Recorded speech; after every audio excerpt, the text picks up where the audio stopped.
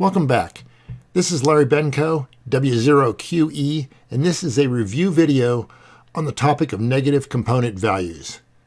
This topic was presented in the very first video I did on SimSmith and has been used in several other videos, but from comments I get, it is still not understood well.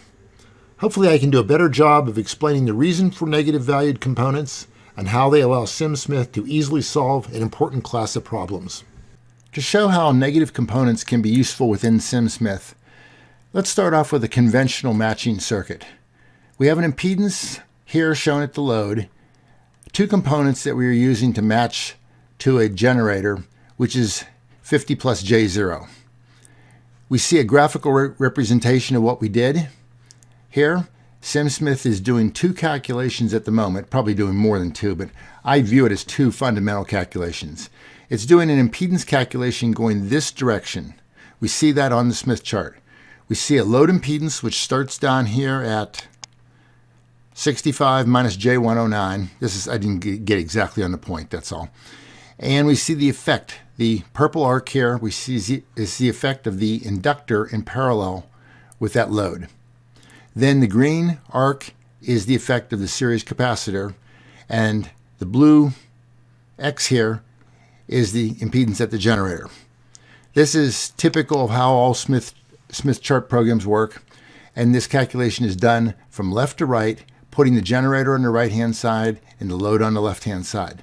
SimSmith also does calculations for power going this way, and we see a 1 watt generator producing 1 watt into this 50 ohm impedance here, with 28% of the power being lost in the inductor approximately, and 72% delivered to the load. But we're not going to use any of this, the calculation going this way, for this purpose at the moment. So back again to the impedances. When we do this calculation, we basically start with an impedance here.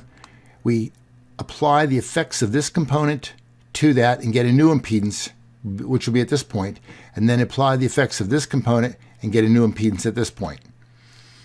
So if we want to change the load impedance out here, we can change the load impedance, we can vary these components to match, and that's a typical use of a program like SimSmith.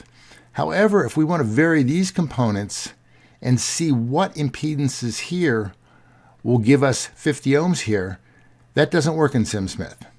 If we vary these components here and leave this impedance alone, what we will get is the impedances that this circuit produces to the generator. And let's do that. So we're going to sweep the inductance value, and we're going to sweep the capacitance value, and we're going to turn off the frequency sweep. Right now, I should mention that the population of these fields is determined by the preferences, and I have a 1.5 to 1 minimum to maximum ratio set. You can set that to anything you want, but that means that this value divided by this value is 1.5, and the same with this one. And there's 10 points in between there, and they're linearly spaced. If you calculate the geometric mean of these 2 points, these two values, that will be the value of the capacitor. So if I set this to be a 1.5 to 1 ratio, then this point will be the same percentage below this nominal value as this will be above it, with a ratio of 1.5 to 1. I hope that makes sense. But let's sweep those and look and see what we got. What we get now is a whole bunch of impedances that are near 50 ohms. And that means, let's see, can I plot the original load impedance? Yeah, here's the original load impedance. And here's the blue is the nominal generator impedance with these values shown here. And these lines that are all connected together, let's do this instead. Let's turn those off and turn that on instead. Make those dots. These are the 100 points that you would get if we swept all these values on each of the two components. Notice how none of these points are over here. That's because they're not calculating the load impedance, they're calculating the generator impedance. So if we had these components being that variable, that means we could present the generator with impedances of any of these values in here. And of course, if they were truly variable components, this would be a continuum of space, not discrete points. This is not the circuit we want to calculate. We want to know what range of impedances here will give us 50 ohms here. So if we had that circuit, what would we do? And what could we do to SimSmith to make it calculate that circuit?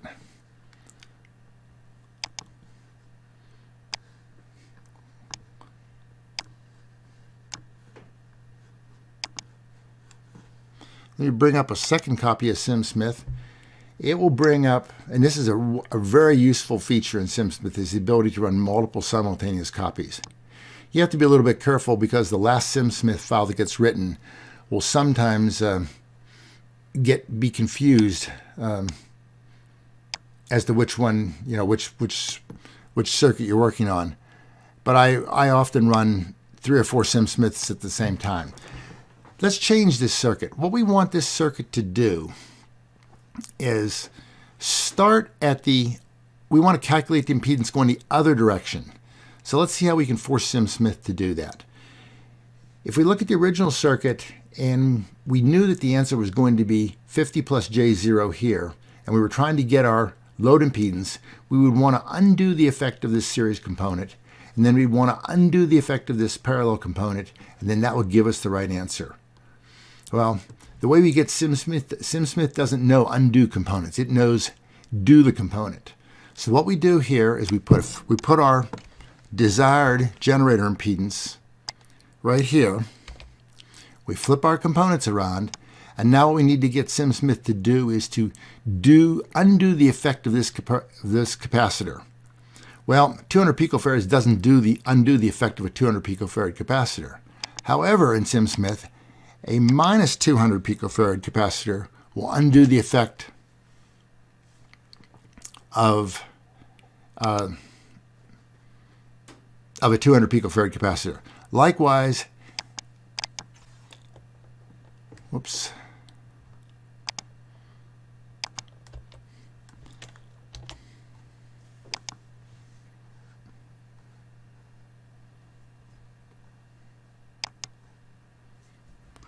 And these need to be changed too. Let's just get rid of this for a moment.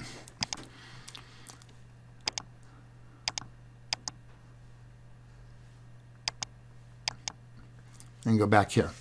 What we see on our path is, starting at the load, which is 50 ohms, we undid the effect of the capacitor, which moved us up to here. Then we undid the effect of the inductor, which moved us down to here, with our resulting endpoint being 65.7 minus J109, basically the same as this. So this circuit undoes what this circuit does. Does it by having negative component values with positive Qs, and we'll look at that a little bit later. Let's take this note field and hide it because it's no longer correct. Now let's look at what happens if we sweep these component values.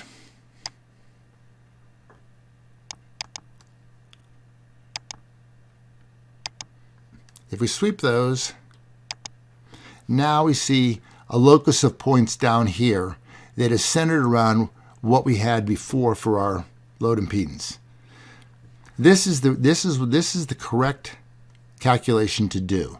This calculation has a point on it that's very close to the original load impedance, which was out here. We can see that it's in the same area. These would be all the values that you could have for a load back here when you were adjusting these components that would give 50 ohms. I explained this in my very first video, and I've explained it a couple other times, and obviously it's a concept that people don't quite understand because I get questions on it periodically, and I don't know if it's due to my inability to explain how it works, or it's just because it's a harder concept to pick up on.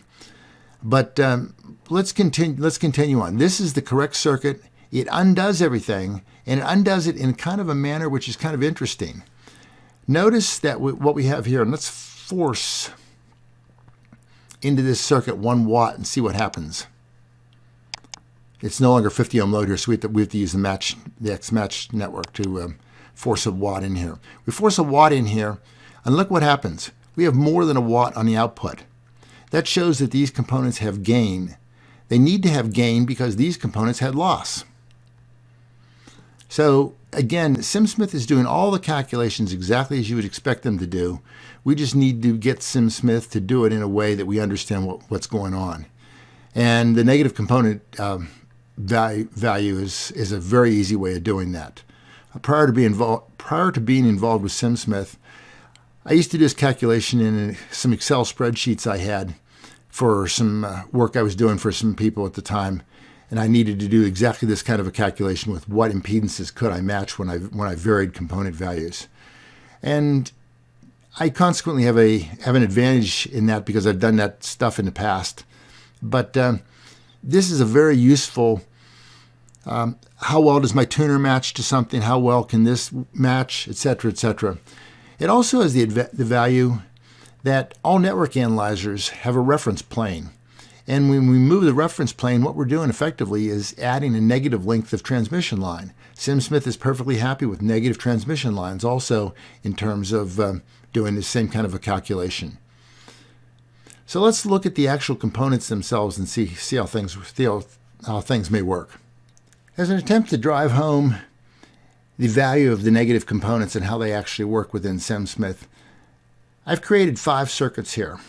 I could have done this in 5 individual instances of SimSmith, but by putting them all in one SimSmith circuit, I have the ability to plot them out on one graph. So let's turn everything off and let's look at these one at a time, and hopefully everything will become a little bit clearer. We have a 50 ohm load out here, and all these blocks, these generator load blocks, do a function called they clone the generator and they clone the load. So every one of these generators here is the same as this generator. Every one of these loads here is the same as that load. So we have a 50 ohm load, and we're going to start off with a inductor that's in series of magnitude such that it has an impedance of 50 ohms. When we drag a component into SimSmith, we get a reactance or a resistance or whatever of the component that is a function of this impedance here. In the case of inductor, we will bring in a value which has a 50 ohm reactance. This inductor also has a Q of 10. I emphasize the crummy inductor because I want to be able to see the resistance piece of this, and I want to see loss when I'm doing these calculations, just to show how it all works. So the first arc here shows starting at the load impedance, we go to 55 plus J50. 55 plus J50 is 50 plus 5 plus J50. The blue trace is a real inductor Q of 10. Now, there are other components that we can build in SimSmith, and SimSmith does not complain about them. Let's look at the second component. We pick a negative value inductance, same as the first component, same Q, and let's see what it gives us. It gives us a circuit that you wouldn't think would undo the first one, but it does. But let's look at the endpoint of this. It now is 45 minus J50. So what we did is we took 50 here for our load minus 45 minus J50. So 50 minus 5 is 45 minus J50. This is a useful negative component. We'll see that in a minute, why it's useful. Let's look at the next one. The next one is a positive inductance with a negative Q. Q is defined as the reactance over the resistance, so we would expect this component to have a positive reactance, which it does, and a negative resistance. This does not represent any component that you can ever build, but SimSmith mathematically, as it does its thing, is perfectly happy with you using that component. That's the light blue trace. The light blue trace ends up being 45 plus J50 minus 5 on top of the 50 ohm load gives me 45 plus J50. And just to be complete, let's do this one here, which is negative inductance, negative Q. If we do negative inductance and negative Q, what we'll see is a resulting impedance of 55 minus J50. 55 minus J50, it would be a 5 minus J50 for this component. You might think that that component starts to look like a capacitor, but it's not a capacitor. It looks like a capacitor in that it goes capacitive. It has the right kind of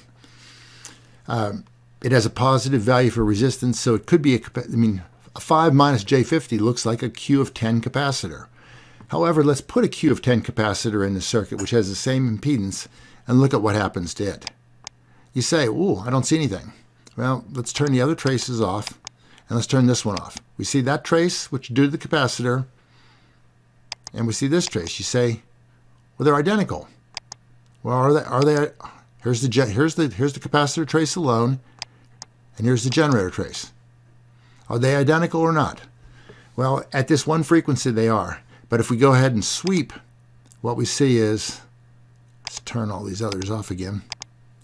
We have the two of these, and they do not occupy the same space. What happens is they're the same at 10 megahertz, but we see at here for the inductor at 1 megahertz, it has a value that's down here. The capacitor at 1 megahertz has a value up here. So the inductor goes from low frequency to high frequency, as you'd expect with more reactance. The capacitor goes from low frequency at high reactance to high frequency at low reactance. We can also see that by going back to the path window, looking at these two plots and varying the frequency. And what we see is there's the path for the capacitor, and there's the path for the inductor. They're clearly not the same except at 10 megahertz. So while this component looks like a capacitor, it's got reactance that looks like an inductor in terms of the way it works with frequency. So these last two components are not useful. This one is useful. And let's show why I think that's true. I have had some people send me some circuits that had the negative component done like this with negative value and negative Q. I've seen people say, why not use this circuit? And there's a good reason for that. If we're going to undo the effect of the component, we have to be able to undo the effect of the component at all frequencies. And let's see what happens. So we're going to take this component, which is the right component, to undo this one, and we're going to put it in series with this. And this point right here, the blue path to L2 should always be 0. Now, we don't show that as 0 Let's sweep and look at L2. L2 is 0. So the effect from here to here is 0. If we go to L1, we see that L1 went up here, and this is the sweep of L1. But by the time we got back down here, we've undone exactly what this did with frequency. And the result is no effect. Let's take that one, get rid of it, and let's bring this one in, see what it looks like. Well, it doesn't work. Let's see if I got everything correct again. We're going to look at L1, and we're going to look at L3, not L2. So we see the effect of the inductor here, but we don't get rid of it with this component. Likewise, we bring this component in, and this is the most commonly used component that people send me that's incorrect. And what does it do? We're going to look at L1, and we're going to look at L4. And what we see is this. And what happened here was we corrected for the reactance, but we did not correct for the resistance by using this component. And in conclusion, we can show that we can use SimSmith to back up through circuits even as complicated as the one shown here. Auto transformers, which are not fully coupled, transmission lines with loss, conventional transformers with capacitance across the windings, and other things too. Ruse blocks can be turned around backwards also. And with this capability in SimSmith, we can solve a class of problems that we couldn't solve easily before. Hopefully this has been a better description and explanation as to how this works. And if there's still questions, please let me know. I suspect that most people who understood this didn't make it this far in the video. And if you are still watching at this point in time, if you still don't understand it, let me know. Maybe I can try to explain it better. Thank you again.